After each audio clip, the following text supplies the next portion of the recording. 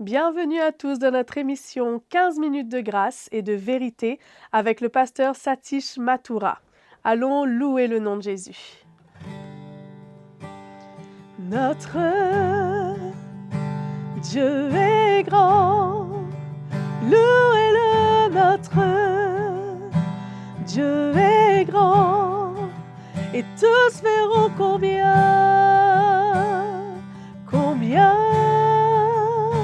Dieu est grand.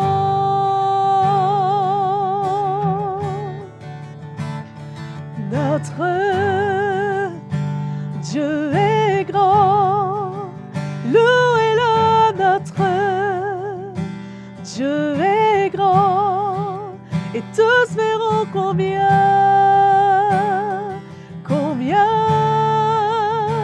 Dieu est grand.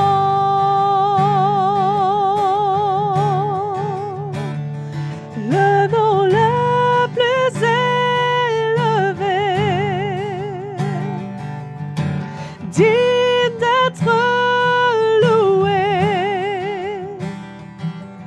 Nos cœurs verront combien Dieu est grand.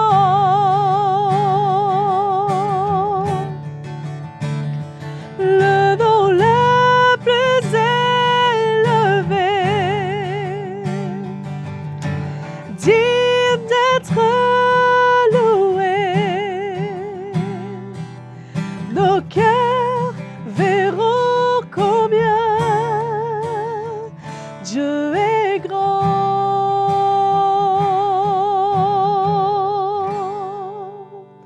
Amen, notre Dieu est grand. Je vous souhaite une très bonne écoute. Bienvenue dans votre nouveau programme de 15 minutes de grâce et de vérité. Merci Maëva pour ce moment de louange. Voilà, encore une fois, on se retrouve pour s'encourager dans la parole du Seigneur. On va continuer de parler sur la croissance du chrétien.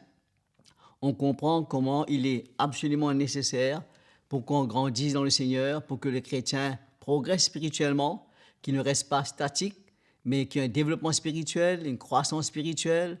Sinon, on va devenir religieux, on va rester des petits-enfants en Christ, on ne va pas grandir comme il se doit. Mais gloire au Seigneur qu'il est là pour nous encourager dans sa parole et pour parler à nos cœurs. Et j'aurais aimé vous parler concernant l'importance de s'appuyer sur Christ et non sur la tradition des hommes. Et pour cela, nous allons tourner notre Bible dans l'épître de Paul aux Colossiens, au chapitre 2. Nous allons lire le verset 8 ensemble, c'est possible. Il nous dit « Prenez garde que personne ne fasse de vous sa proie par la philosophie, par une vaine tromperie, selon la tradition des hommes, non selon les principes élémentaires du monde et non selon Christ, car en lui habite corporellement toute la plénitude de la divinité. Vous avez tout pleinement en lui, que le chef de toute principauté, de tout pouvoir. » Amen. Voilà ce petit passage qu'on vient de lire et comment c'est important. Et ça nous avertit. Souvent, nous voyons comment les apôtres avertissent l'Église, les chrétiens, concernant les faux docteurs, concernant les faux ouvriers. Et ça arrive souvent et qu'on est exposé à toutes sortes d'enseignements, de partages, d'interprétations de la parole du Seigneur.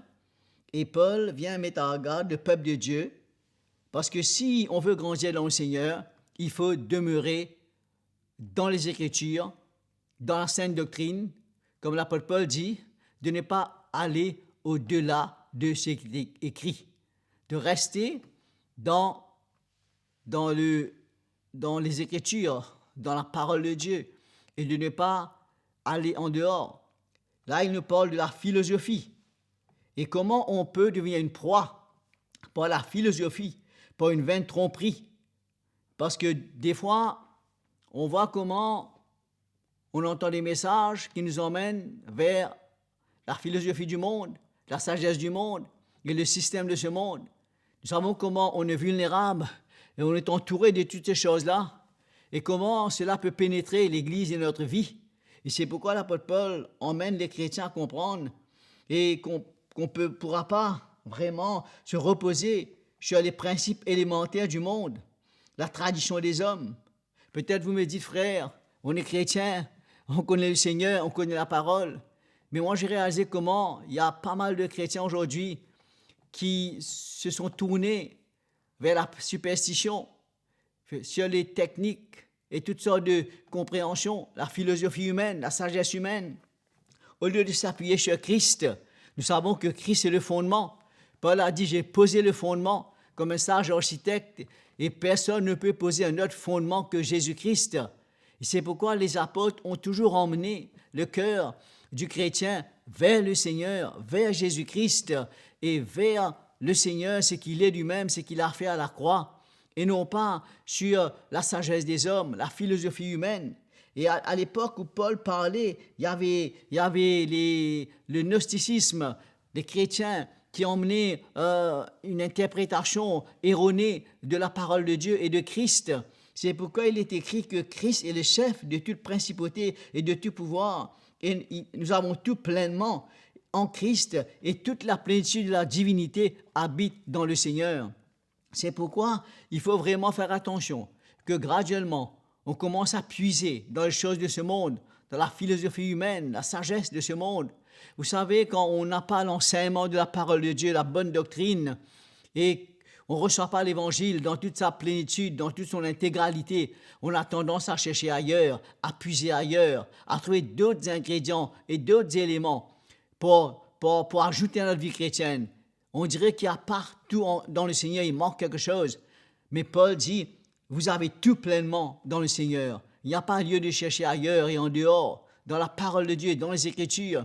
C'est pourquoi quand on a le bon enseignement, la bonne interprétation, et quand on a vraiment les enseignants qui nous emmènent Christ et qui emmènent nos cœurs à se tourner vers le Seigneur, à braquer nos regards vers le Seigneur, c'est pourquoi quand on a la révélation de Jésus-Christ et de l'Église, on ne va pas chercher ailleurs. On va voir la richesse de la parole de Dieu, la richesse de la grâce du Seigneur, la richesse de l'Évangile. Et on a tout dans le Seigneur. Et j'aurais aimé qu'on puisse aller un peu plus devant dans le même chapitre et voir ensemble le verset 18. Il nous parle, il nous dit ici que personne sous prétexte d'humilité, d'un culte des anges, ne conteste à son gré le prix de la course. Un tel homme s'abandonne à des visions, ses propres visions. Il est enflé d'orgueil par ses pensées charnelles, au lieu de s'attacher au chef, par qui tout le corps soutenu, rendu cohérent, par des jointures et des articulations, grandit d'une croissance qui vient de Dieu. Amen.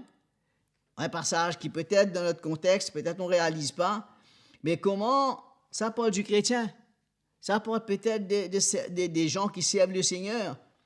Paul dit que personne, il parle même un peu plus, plus avant, il nous parle du verset 16. Ainsi donc que personne ne vous juge à propos de ce que vous mangez, buvez, ou pour une question de fête ou de nouvelle lune ou des sabbats.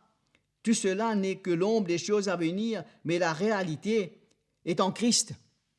Et ça nous montre comment il y avait des judaïsants, des docteurs de la parole de Dieu qui emmènent les enseignements de l'Ancienne Alliance concernant la nouvelle lune, les fêtes d'Israël, le sabbat. Mais Paul rappelle ces chrétiens que personne ne le juge à propos de ce qu'ils mangent et de leur vie, parce qu'on est libre, on n'est plus sous la loi de Moïse. On est en Christ et avec Christ. Et que toutes ces choses-là, c'était les figures des choses à venir, les types pour nous. C'est l'ombre des choses à venir. Mais il nous dit que la réalité, l'accomplissement de toutes ces choses, c'est en Christ et dans ce qu'il a fait, dans sa mort et sa résurrection. Et tout a été accompli à la croix et nous avons tout dans le Seigneur. C'est pourquoi il n'est pas nécessaire d'aller puiser sur l'Ancienne Alliance, des choses dans l'Ancien Testament pour ramener, pour ajouter au sacrifice et à l'œuvre de Jésus-Christ. Et souvent, on a tendance à puiser ailleurs, à chercher ailleurs, quand on n'a pas la lumière, la révélation de l'Évangile. Il nous dit, et comment cet homme, peu importe qui il est en train d'emmener, sous un prétexte d'humilité, des enseignements erronés. Il est enflé d'un vain orgueil par ses pensées charnelles, au lieu de s'attacher au chef. Quand on ne s'attache pas à Christ, qui est le chef de l'Église, on a tendance à chercher dans toutes sortes de directions, toutes sortes de choses, des ingrédients, des aliments pour emmener, pour ajouter. Parce que si on est vide spirituellement, on n'a pas la vie et on n'a pas en nous cette lumière de l'Évangile, on va chercher de plusieurs manières, toutes sortes de choses pour parler aux chrétiens, pour essayer d'enseigner et de nourrir le peuple de Dieu. C'est pourquoi il est très important, si on veut croître, il faut s'attacher. Christ doit être le chef de notre vie, le Seigneur de notre vie, et nos regards doivent être entièrement braqués sur le Seigneur. C'est pourquoi il nous dit comment, quand on est attaché à Christ, qui est le cep, qui est le chef de l'Église, il dit comment le corps soutenu est bien cohérent par les jointures et des articulations grandit d'une croissance qui vient de Dieu.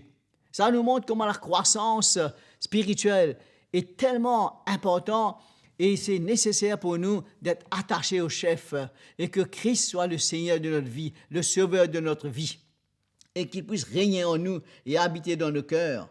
Autrement, on va être déconnecté et détaché. Si on se laisse gagner par la philosophie du monde, par l'esprit de ce monde, vous savez, c'est tellement facile d'utiliser même les Écritures, la parole de Dieu, pour introduire dans l'Église l'esprit du monde, le principe de ce monde, le système de ce monde, sous prétexte. Ils nous disent qu'ils sont des prétextes, des excuses. Vous savez, des fois, les chrétiens, on peut trouver toutes sortes de prétextes et toutes sortes d'explications, d'interprétations. Comme souvent on entend, quand on prend un texte en dehors de son contexte, c'est un prétexte et on interprète des choses selon notre propre sagesse, des fois pour un gain, notre propre intérêt. Au lieu d'être prêt à payer le prix, à prendre sa croix, à souffrir pour Christ et à se donner. Vous savez, quand on est prêt à donner sa vie, la vie chrétienne devient naturellement merveilleuse et extraordinaire. On n'a rien à forcer, à fabriquer, à inventer. Ce qu'on donne, ce qu'on partage, c'est notre vie. Ça coule de source. On n'a pas cherché et à puiser ailleurs et à faire des efforts parce que ce qu'on vit, c'est l'Évangile. Ce qu'on va transmettre et partager, c'est ce qu'on vit. Bien qu'on ne soit pas parfait et qu'on a des faiblesses et des manquements, mais une chose est certaine, c'est qu'on est prêt à s'attacher au chef et à vraiment se donner, à s'humilier et à prendre sa croix et à suivre le Seigneur. Vous allez entendre cela souvent parce que ça, c'est la bonne doctrine et c'est le message de Jésus-Christ que nous allons voir toujours dans les Écritures. Nous voyons, le verset 20 nous dit du même chapitre, « Si vous êtes morts avec Christ au principe élémentaire du monde, pourquoi, comme si vous viviez dans le monde, vous vous laissez imposer de ces règles? Ne prends pas, ne goûte pas, ne touche pas. » Toutes ces choses vouées à la corruption par l'usage qu'on ait fait. Il s'agit des préceptes et d'enseignements humains qui, il est vrai, ont une apparence de sagesse en tant que culte volontaire d'humilité, de rigueur pour le corps, mais qui ne méritent pas l'honneur et contribuent à la satisfaction de la chair. Mes frères et sœurs bien-aimés, je termine avec ce passage qui nous montre que ces choses principes élémentaires du monde. Même les choses du monde sont entrées dans l'Église, les choses basiques, rudimentaires, élémentaires du monde que nous vivions dans le passé. Et maintenant, ça devient comme une loi, des principes, des théories qu'on impose sur le peuple de Dieu. Et ceux-là ont une apparence de sagesse.